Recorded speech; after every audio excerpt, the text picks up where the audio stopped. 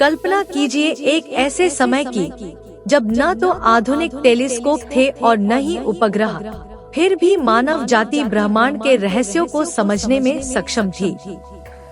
हजारों साल पहले हमारे पूर्वज ऋषियों ने ग्रहों की स्थिति, अंतरिक्ष विज्ञान और खगोलीय घटनाओं का सटीक वर्णन किया। आश्चर्य की बात यह है कि ये सभी विवरण ऋग्वेद जैसे प्राचीन ग्रंथों में मिलते हैं, जिन्हें विज्ञान और तर्क की कसौटी पर खरा माना जाता है। आज हम आपको लेकर चलेंगे एक ऐसे सफर पर जो आपको प्राचीन हिंदू विज्ञान की गहराइयों में झांकने का मौका देगा। हम बात करेंगे ऋग्वेद में वर्णित ग्रहों की स्थिति, अंतरिक्ष विज्ञान और उस अनोखे ज्ञान की जो आधुनिक विज्ञान से भी कहीं अधिक उन्नत था। तो आइए इस अद्भुत और ज्ञानवर्धक यात्रा की शुरुआत करते हैं। ऋग्वेद दुनिया का सबसे प्राचीन ग्रंथ है, जिसमें ज्ञान के कई स्तरों पर प्रकाश डाला गया है। इसमें न केवल आध्यात्मिक और धार्मिक मान्यताओं का वर्णन है, बल्कि विज्ञान और खगोलशास्त्र के गहरे रहस्यों का भी उल्लेख है। प्राचीन काल के ऋषियों ने रात के आसमान को गहराई से अध्ययन किया और वे ग्रहों की स्थिति, तारों के समूह और यहाँ तक कि सूर्य और चंद्रमा की गतियों के बारे में भी सटीक जानकारी रखते थे। ऋग्वेद के श्लोकों में नक्षत्र, ग्रह, तारा मंडल और अंतरिक्ष जैसे शब्दों का वर्णन मिलता है। आज के वैज्ञानिक जिस ब्रह्मांड को लाखों करोड़ों डॉलर की तकनीक के माध्यम से समझने की कोशिश कर रहे हैं, उसी ब्रह्मांड का ज्ञान ऋग्वेद में हजारों साल पहले ही मौजूद था। ऋग्वेद के अनुसार ग्रहों और तारों की गति एक निश्चित नियम के तहत संचालित होती है, जिसे आज हम नियमित खगोलीय गति कहते हैं। ऋग्वेद में नक्षत्रों का विशेष उल्लेख मिलता है। नक्षत्र, जिसे आज हम तारों के समूह के रूप में जानते हैं, का ऋग्वेद में बहुत वैज्ञानिक ढंग से वर्णन किया गया है।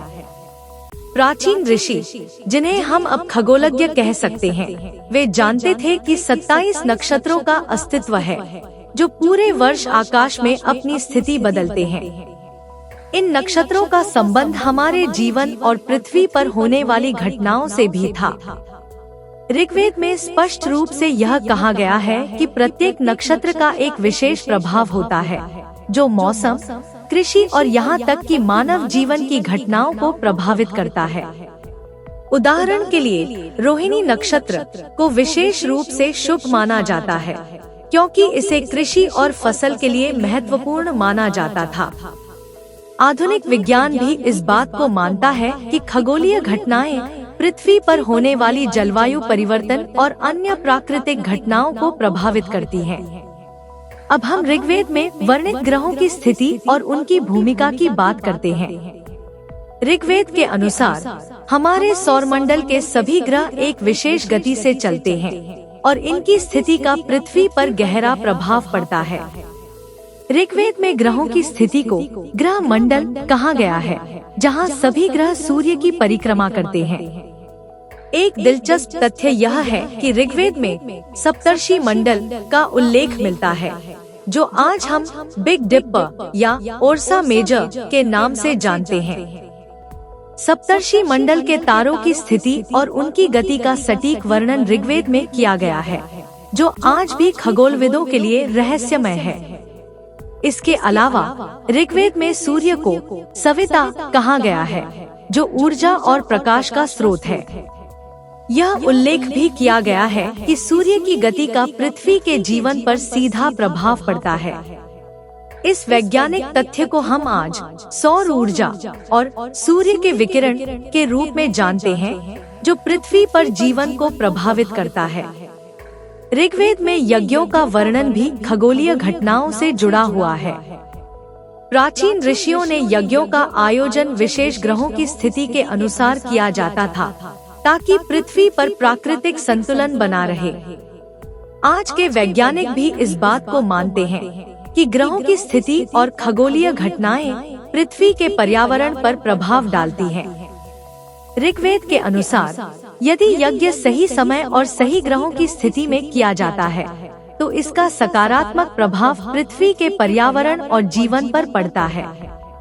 इसे आज के शब्दों में कहें तो ये एक प्रकार का खगोलीय संतुलन था, जिसे ऋषि यज्ञ के माध्यम से बनाए रखते थे। ऋग्वेद में चंद्रमा का वर्णन बहुत महत्वपूर्ण है। चंद्रमा को सोम कहा गया है और यह पृथ्वी के जल चक्र, ज्वार भाटा और मौसम चक्र को नियंत्रित करने वाला माना जाता था।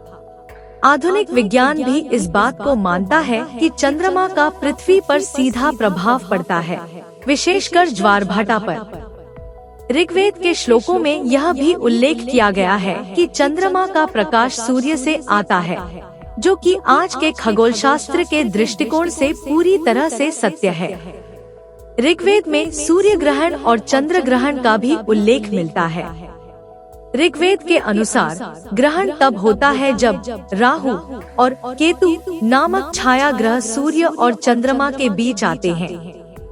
यह वर्णन कहीं न कहीं उस वैज्ञानिक सिद्धांत से मेल खाता है जिसे आज हम चंद्र और सूर्य ग्रहण के रूप में जानते हैं, जहां चंद्रमा या पृथ्वी की छाया सूर्य या चंद्रमा पर पड़ती है। ग्रहण के समय प्राचीन काल में विशेष अनुष्ठान और यज्ञ किए जाते थे, क्योंकि यह माना जाता था कि ग्रहण के समय पृथ्वी पर नकारात्मक ऊर्जा का प्रभाव बढ़ जाता है।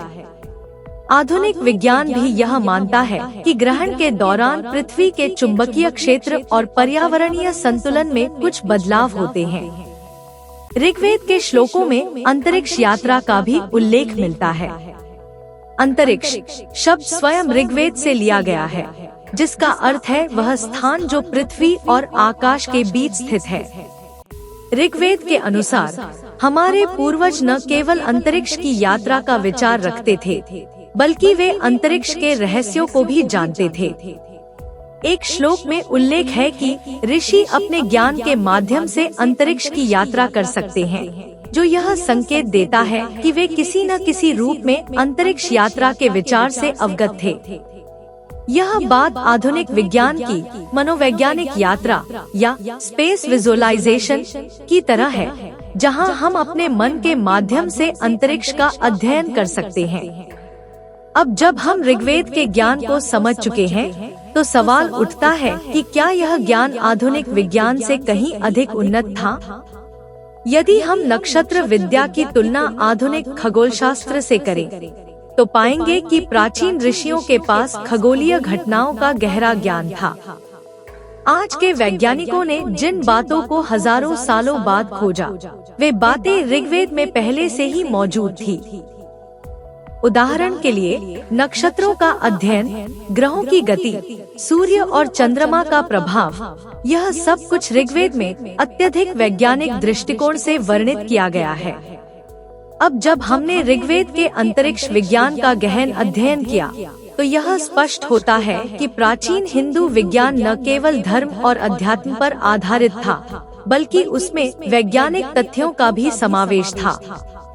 ऋग्वेद में ग्रहों की स्थिति, नक्षत्रों की गति और खगोलीय घटनाओं का वर्णन इस बात का प्रमाण है कि हमारे पूर्वज ब्रह्मांड के रहस्यों को गहराई से समझते थे। यह था प्राचीन ऋग्वेद में वर्णित अंतरिक्ष विज्ञान का एक छोटा सा अंश। इस ज्ञान का महत्व आज भी वैसा ही है जैसा हजारों साल पहले था।